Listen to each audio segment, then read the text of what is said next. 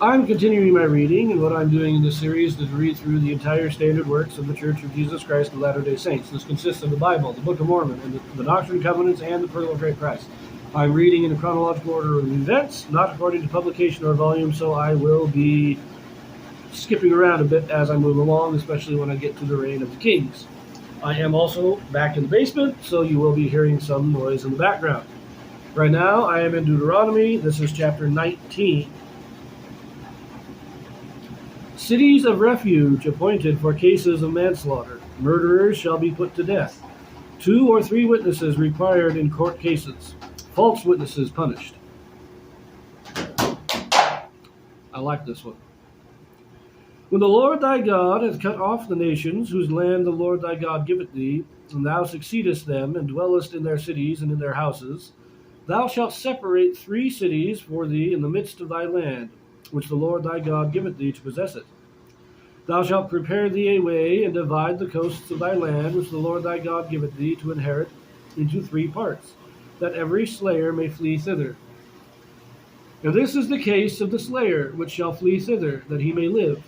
Whosoever killeth his neighbor ignorantly, whom he hated not in time past, as when a man goeth into the wood, and his neighbor to hew wood, and his hand fetcheth a stroke with the axe to cut down the tree, and the head slippeth from the helve, and lighteth upon his neighbor that he die, he shall flee unto one of those cities and live.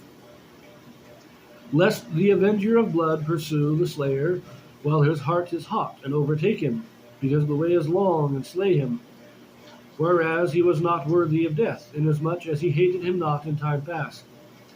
Wherefore I command thee, saying, Thou shalt separate 3 cities for thee. And if the Lord thy God enlarge thy coast, as he hath sworn unto thy fathers, and give thee all the land which he promised to give unto thy fathers, if thou shalt keep all these commandments to do them, which I command thee this day, to love the Lord thy God, and to walk ever in his ways, then shalt thou add 3 cities more for thee beside these 3, that innocent blood be not shed in the land, which the Lord thy God giveth thee for an inheritance, and so blood be upon thee. So that's just a review of the cities of refuge, and I like the way he puts it here. Right now, we're separating 3 cities because we're still on the east side of Jordan. But remember, when your land is enlarged and you get everything on the west side and conquer Canaan, then you got to put out 3 more cities, so 6 cities total. I just kind of like the way that's put. Anyways, verse 11. And if any man hate his neighbor, and lie in wait for him, and rise up against him, and smite him mortally, that he die, and fleeth into one of these cities, then the elders of his city shall send and fetch him thence, and deliver him into the hand of the avenger of blood, that he may die. Thine eye shall not pity him, but thou shalt put away the guilt of innocent blood from Israel, that it may go well with thee. Thou shalt not remove thy neighbor's landmark, which they of old time have set in thine inheritance, which thou shalt inherit in the land that the Lord thy God giveth thee to possess it. 1 witness shall not rise up against a man for any iniquity, or for any sin, in any sin that he sinneth.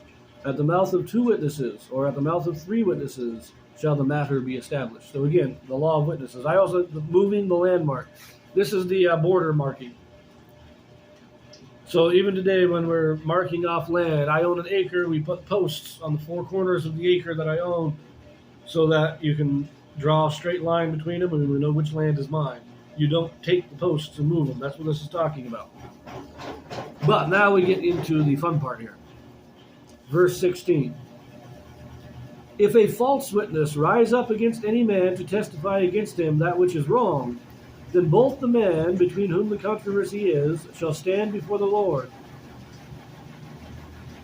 Then both the men between whom the controversy is shall stand before the Lord, before the priests and the judges, which shall be in those days. And the judges shall make diligent inquisition.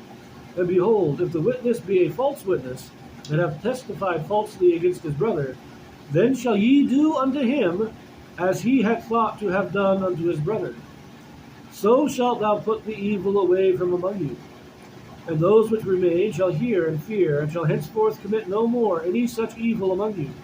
And thine eye shall not pity, But life shall go for life, eye for eye, tooth for tooth, hand for hand, foot for foot. Now, I love this. What this is saying is, if I testify in court, if I lie in court, if I perjure myself in court, the penalty is the same penalty that would be imposed in that case against the person being tried. Excuse me again.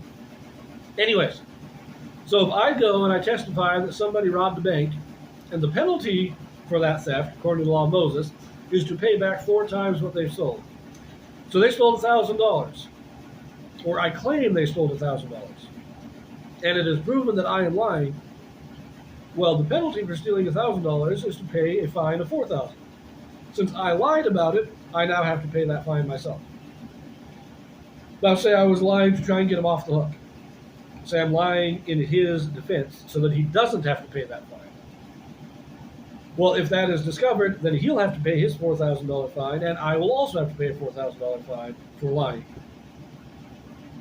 On the other hand, if I am lying about a case of murder or adultery or idolatry or anything else that is worthy of death, that the penalty is death, if I lie in court, then I am executed. Because the lie, the penalty for lying matches the penalty for the case in which the lie is told. So it's not saying, today in the United States, perjury is generally just its own crime and it carries its own punishment. I like the law of Moses so much better. Because they say, if I just lie a little bit about a fraud case, and the court ends up fining the person $1,000, then I have to pay $1,000 because it's not a significant enough lie. The lie itself is proportionate to the case in which it is told. Therefore, the penalty for the lie should be proportionate to the case in which it is told. It is such a great law.